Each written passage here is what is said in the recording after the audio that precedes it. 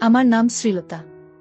বিয়ের আগে আমি বাবা মায়ের সঙ্গে থেকে একটা স্কুলে শিক্ষিকার চাকরি করতাম। ভেবেছিলাম বিয়ের পরেও আমি নিজের কর্মে নিযুক্ত থাকব। আসলে অনেক আশা ও স্বপ্ন নিয়ে শ্বশুর বাড়িতে এসেছিলাম। কিন্তু শ্বশুর বাড়িতে এসে যা দেখলাম তাতে আমার খুব আশ্চর্য লাগত। আসলে আমার জ্যাঠানী বিধবা ছিল, কিন্তু সে বিধবা থাকা সত্ত্বে প্রত্যেক দিন অর্ধেক রাতে তার ঘরের ভেতর থেকে বিছানার খচকচানির আওয়াজ ও তার মুচকি হাসির আওয়াজ আসত। এদিকে আমার শ্বশুরমশাই তো আমার জ্যাঠানীর প্রত্যেকটা কথাই উঠতেন ও বসতেন। আমার জ্যাঠানী যা বলতো আমার শ্বশুরমশাই তাই করতেন। আমার শ্বশুর মশাই আমার জ্যাঠানীর কোনো কথাই অমান্য করতেন না।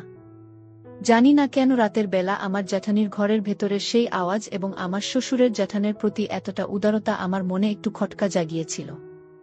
তাই আমি আমার শ্বশুর মশাই ও জ্যাঠানীকে সন্দেহ করতে শুরু করেছিলাম, এবং আমার এই সন্দেহটা সত্যি কিনা সেটা জানার জন্য আমি একদিন রাতের বেলা বরের ঘুমিয়ে যাওয়ার পরে চুপচাপ নিজের ঘর থেকে বেরিয়ে যখন জ্যাঠানীর ঘরের ভিতরে উকি মারতে শুরু করি, তখন ভেতরে কিছু দেখতে না পেয়ে একটা বড় টুল নিয়ে এসে ঘরের ভেন্টিলেটরের সামনে রেখে ওই টুলের উপর চেপে ভেন্টিলেটরের ফুটো দিয়ে আমার দৃষ্টি ঘরের ভেতরে পড়তেই আমার পুরো শরীর যেন কেঁপে ওঠে।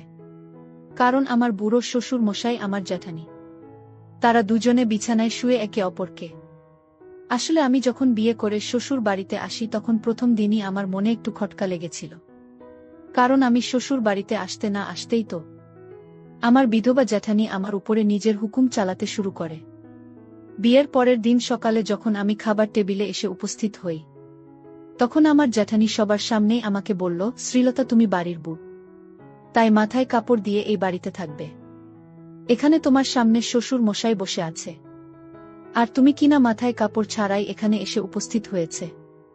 জ্যাঠানীর কথা শোনা মাত্রই আমি লজ্জায় আর চোখে বরের দিকে তাকিয়ে তাড়াতাড়ি মাথায় কাপড় দিয়েছিলাম। এবং সেদিন আমি ভীষণ আশ্চর্য হয়েছিলাম এটা দেখে যে আমার শ্বশুরমশাই ও বরের উপস্থিতি থাকা সত্ত্বেও জ্যাঠানী আমাকে মাথায় কাপড় দেওয়া নিয়ে কড়া কথা বলেছিল। কারণ বাড়ির নিয়ম শৃঙ্খলার ব্যাপারে তো আমার শ্বশুর মশাই আমাকে বলতে পারতেন, কিন্তু আমার শ্বশুর বাড়িতে তো আমার জ্যাঠানীর কথা চলত। সেদিন খাবার টেবিলে আমার শ্বশুর মশাই জ্যাঠানীর কথা শোনার পরে আমাকে বললেন, দেখো ছোট বৌমা, এই বাড়িতে থাকতে গেলে তোমাকে আমার বড় বৌমার কথা অনুযায়ী চলতে হবে। কারণ আমার বড় ছেলে মারা যাওয়ার পরে বড় বৌমা আমাদের সবাইকে সামলেছে। সে এখনো এই বাড়ির মান সম্মান সবকিছু বজায় রেখেছে, আমাদের কোনোদিন কোনো কিছুতে কষ্ট হতে দেয়নি। তোমার শাশুড়ি তো অনেক আগেই আমাদের সবাইকে ছেড়ে চলে গেছে, কিন্তু বড় বৌমা যখন থেকেই বাড়িতে এসেছে সে আমাদের অনেক যত্ন ও ভালোবাসা দিয়েছে। আমার বড় ছেলের মারা যাওয়ার পরেও আমার বড় বৌমা দ্বিতীয় বিয়ে করতে চায়নি। সে এই বাড়ি ছেড়ে ও আমাদেরকে ছেড়ে যেতে চায়নি। সে এখনো আগের মতোই আমাদের সবাইকে আগলে রেখেছে। তাই আমি চাই তুমিও যাতে বড় বৌমার দেখে সবকিছু শেখো, এবং তার মতোই সংসারটাকে গুছিয়ে নিতে শেখো। এমনকি আমার জ্যাঠানী তো আমার প্রত্যেকটা পদে পদে বাধা দিত। যেমন আমি নিজের পছন্দের কোনো জামাকাপড় পরলে যেটা নিয়ে বাধা দিত। সে বলতো, দেখো ছোট বউ, এই বাড়িতে তোমাকে শাড়ি পরেই থাকতে হবে, অন্য কোনো মডার্ন জামাকাপড়েই বাড়িতে তুমি পরতে পারবে না। আমার প্রত্যেকটা পদে পদে আমার বিধবা জ্যাঠানী বাধা ও বিপত্তি করত। আমার কিন্তু এসব মোটেও ভালো লাগতো না। তাই আমি কিন্তু এই ব্যাপারে একদিন আমার বরের সঙ্গে কথাও বলেছিলাম যে তোমার বৌদি প্রত্যেকটা পদে পদে আমাকে কেন বাধা দেয়। বর তখন অনেক ভালোবেসে আমাকে বুঝিয়ে বলেছিল যে দেখো শ্রীলতা, বৌদি যা করে এই বাড়ির ভালোর জন্যই করে, তাই তুমি বৌদির কথায় কিছু খারাপ মনে করো না। যাই হোক, সেদিন তো আমি আমার শ্বশুর মশাইয়ের সব কথা বুঝে গিয়েছিলাম। কিন্তু শ্বশুর বাড়িতে 2-3 দিন থাকার পরে আমি একদিন যখন রাত্রিবেলা বরের পাশে শুয়েছিলাম, তখন জানি না কেন আমার ঘুম আসছিল না এবং আমি আমার বাবা মাকে স্মরণ করছিলাম। তারপর অনেক চেষ্টা করার পরেও সেদিন রাতে যখন আমার ঘুম আসেনি, তখন আমি নিজের মনটাকে শান্ত করতে রুম থেকে বেরিয়ে বারান্দা ঘরে যেতেই আমার পুরো শরীর কিন্তু কেঁপে ওঠে। কারণ আমার বিধবা জ্যাঠানীর ঘর থেকে আজব ধরনের শব্দ আসছিল, এবং ভেতরের শব্দ শুনে স্পষ্ট বোঝা যাচ্ছিল যে ঘরের ভেতরে নিশ্চয়ই কোনো পরপুরুষ ছিল, এবং তার সঙ্গে আমার জ্যাঠানী ছিল। আমি তো এসব কিছু আন্দাজ করেছিলাম। আমার জ্যাঠানী তো বিধবা ছিল, তাহলে তার ঘরের ভেতরে কে বা কারা ছিল? আমি যেহেতু বাড়ির নতুন বউ ছিলাম, তাই আমার মনে একটা ভয় ছিল। তাও আমি মনে সাহস জুটিয়ে যখন বিধবা জ্যাঠানীর ঘরের দরজার সামনে গিয়ে দাঁড়ালাম, তখন ভেতর থেকে আরও স্পষ্টভাবে আওয়াজ আসছিল, আহ অনেক হয়েছে আর নয়। ওই শব্দ শুনে ভয়ে আমার গায়ের লোম যেন খাড়া হয়ে উঠেছিল। তারপর ওই শব্দ শুনে আমি ভয় পেয়ে সেখান থেকে ছুটে নিজের ঘরের ভিতরে ঢুকে পড়েছিলাম। সেই সময় ওই শব্দ বা আওয়াজ পেয়ে আমার মনে এটা সাহস হয়নি যে আমি একবার দরজার ফুটো দিয়ে বা জানালার ফুটো দিয়ে উকি মেরে দেখি যে ভেতরে আমার বিধবা জ্যাঠানির সঙ্গে কে বা কারা রয়েছে। কিন্তু আমার মনে খটকা লেগেছিল যে জ্যাঠানির ঘরের ভিতরে নিশ্চয়ই কোনো পর পুরুষ ছিল। কিন্তু এই কথাগুলো আমি বরকেও বলার সাহস পাইনি, কারণ তারা তো অন্ধের মতো আমার বিধবা জ্যাঠানিকে বিশ্বাস করত। তাই জ্যাঠানির ব্যাপারে কিছু বললে হয়তো আমার বর আমাকে এই খারাপ ভেবে বসবে। এটা ভেবে আমি চুপ করেছিলাম। ভেবেছিলাম এই কথাটা নিজের মাথা থেকে মুছে ফেলে দেব, কিন্তু এই কথাটা কোনোমতেই আমার মাথা থেকে বের হচ্ছিল না যে রাতের বেলা আমার বিধবা জ্যাঠানির ঘরে কে ছিল, এবং এই ব্যাপারে কি আমার বাড়ির লোকেরা জানত, নাকি তারাও এই ব্যাপারে কিছুই জানত না। যাই হোক, এই কথাগুলো কিছুক্ষণের জন্য সাইডে রেখে সেদিন সকালেই আমি খাবার টেবিলে আমার শ্বশুর মশাইকে বললাম, বাবা, আমি যেহেতু বিয়ের আগে একটা স্কুলে চাকরি করতাম, তাই আমি আমার কর্মটাকে এখনো ধরে রাখতে চাই। আমি আবার স্কুলে বাচ্চাদের পড়াতে যেতে চাই। ওই সময় আমার শ্বশুর মশাইয়ের কিছু বলার আগেই আমার জ্যাঠানি চেয়ার থেকে উঠে দাঁড়িয়ে বলল, ছোট বউ, তুমি এটা কি ধরনের কথা বলছো? এই বাড়ির বউরা বাড়ির বাইরে গিয়ে কাজ করতে পারে না। এই বাড়ির বউরা ভদ্র ও সভ্য, তাই বাড়িতেই থাকে। আমি আজ পর্যন্ত বাইরে কাজ করার কথা তো অনেক দূরের কথা। বাইরে কাজ করার কথা কোনোদিন স্বপ্নেও ভাবিনি। আর তোমার তো এই বাড়িতে আসতে 4 দিনও হয়নি। তাহলে তুমি কিভাবে বাইরে গিয়ে চাকরি করার কথা বাবাকে বলতে পারলে? আমার জ্যাঠানির করা কথা শোনার পরে আমার বরের দিকে আমি খানিকক্ষণ চেয়ে থাকলাম, কিন্তু সেও তার বৌদিকে কিছু বলার সাহস পেল না। আসলে আমার শ্বশুর মশাইকে এই চাকরির ব্যাপারে কথা বলার আগেই আমি কিন্তু বরের কাছে অনুমতি নিয়েছিলাম যে আমি কি আবার আগের মতোই স্কুলে চাকরি করতে পারি। তখন বর আমাকে বলেছিল, দেখো শ্রীলতা, তোমার স্কুলের চাকরি নিয়ে আমার কিন্তু কোনো আপত্তি নেই, কিন্তু বাবা যদি অনুমতি না দেন তাহলে আমারও এই ব্যাপারে আর কিছু করার থাকবে না। কিন্তু শ্বশুরের কিছু বলার আগেই তো আমার বিধবা জ্যাঠানি সিদ্ধান্ত নিয়েছিল যে আমি বাড়ির বাইরে গিয়ে চাকরি করতে পারবো না, এবং এটা দেখে আমার ভীষণ কষ্ট লেগেছিল। যে সিদ্ধান্তটা শ্বশুরের নেওয়া উচিত ছিল সেটা আমার জ্যাঠানি নিচ্ছিল। আমি তো এটা ভেবে পাচ্ছিলাম না যে কি কারণে আমার শ্বশুর মশাই জ্যাঠানির সব কথা শুনতেন। এমনকি কিছুক্ষণের জন্য তো আমার মনে শ্বশুর মশাই ও জাতির প্রতি সন্দেহ হয়েছিল। এটা ভেবে যে আমার জ্যাঠানির সঙ্গে আমার শ্বশুর মশাই নিশ্চয়ই কোনো খারাপ সম্পর্ক আছে। তাহলে কি প্রত্যেক দিন রাতে আমার বিধবা জ্যাঠানি শ্বশুর মশাইকে আনন্দ ও সুখ দেন, যার জন্য কি আমার শ্বশুর মশাই জ্যাঠানির সব কথা অক্ষরে অক্ষরে পালন করতেন?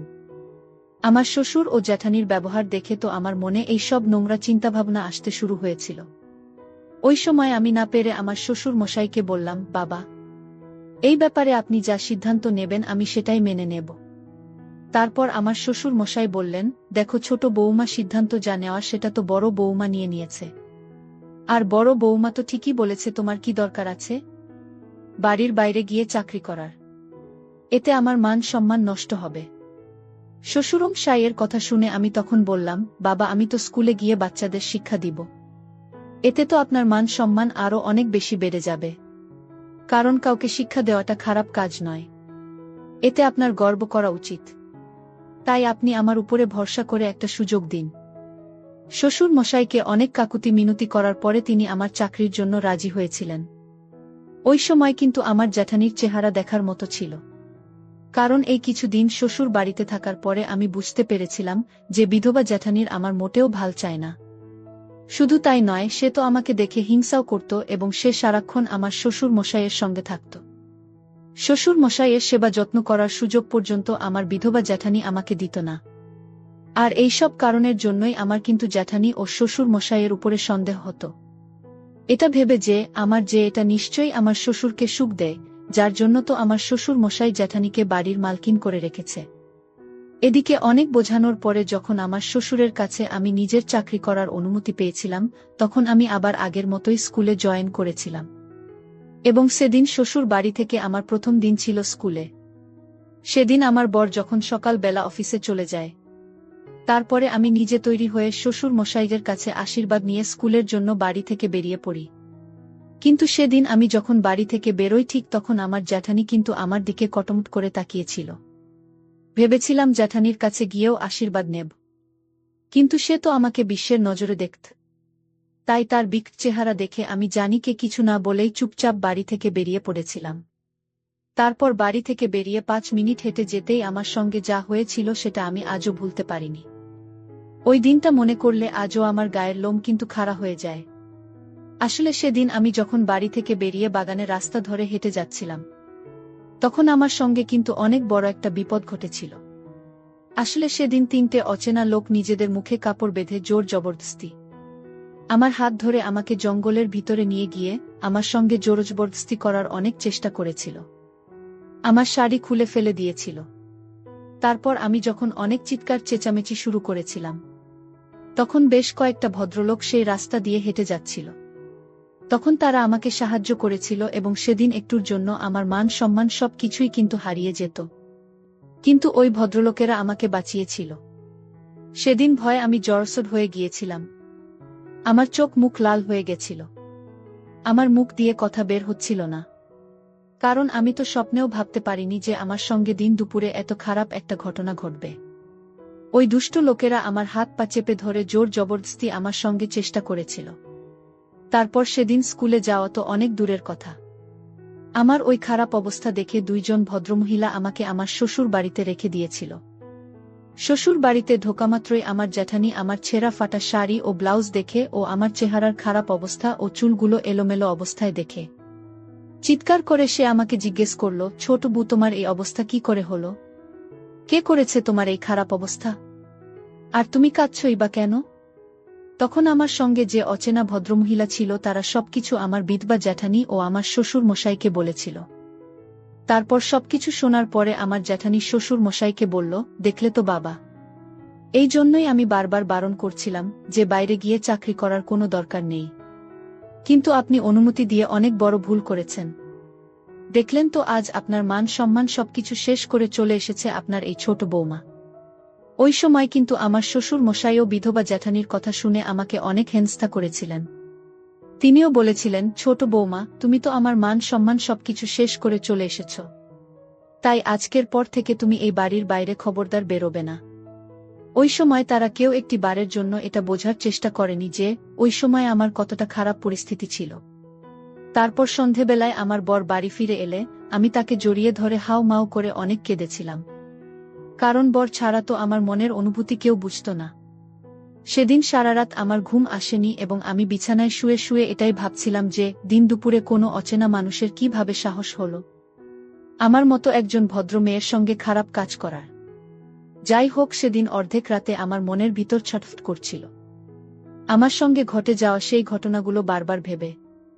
তখন আমার কিছুই কিন্তু ভাল লাগছিল না। এদিকে আমার বর সারাদিন অফিসের কাজ করে এত বেশি ক্লান্ত হয়ে পড়েছিল যে সে নাক ডেকে ঘুমোচ্ছিল। এমন নয় যে এই ব্যাপারে বর আমাকে বোঝায়নি। বর তো আমার সঙ্গে এ ব্যাপারে প্রায় 2 ঘন্টা আলোচনা করেছিল এবং আমাকে বুঝিয়েছিল, এবং সে আমার মন থেকে আমার কষ্টটা দূর করার আপ্রাণ চেষ্টাও করেছিল। তাই এটা ভেবে আমি খুব খুশি ছিলাম যে আমার বর অন্য পুরুষদের মতো স্বার্থপর নয়। অন্ততপক্ষে সে আমার কষ্টটা বুঝত। কিন্তু সেদিন রাতে ঘুম না আসার কারণে বরকে কোনো রকমভাবে বিরক্ত না করে আমি চুপচাপ নিজের ঘর থেকে বেরিয়ে রান্নাঘরের দিকে যেতেই আবার জ্যাঠানির ঘর থেকে একটা আজব ধরনের শব্দ পাই, আর তার সঙ্গে বিছানার খচকচানির আওয়াজও আমি পাই।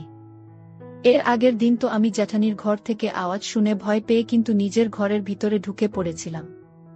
কিন্তু সেদিন রাতে আমি ভেবেই নিয়েছিলাম যে আজ আমি দেখেই ছাড়ব জ্যাঠানির ঘরের ভিতরে এমন কি হচ্ছে, আমার জ্যাঠানির ঘরের ভিতরে রহস্যটা কি। তাই আস্তে করে যখন নিজের পা টিপে টিপে জ্যাঠানির ঘরের দরজার সামনে দাঁড়ালাম, তখন আরও স্পষ্টভাবে আমার বিধবা জ্যাঠানির আওয়াজ শুনতে পেলাম।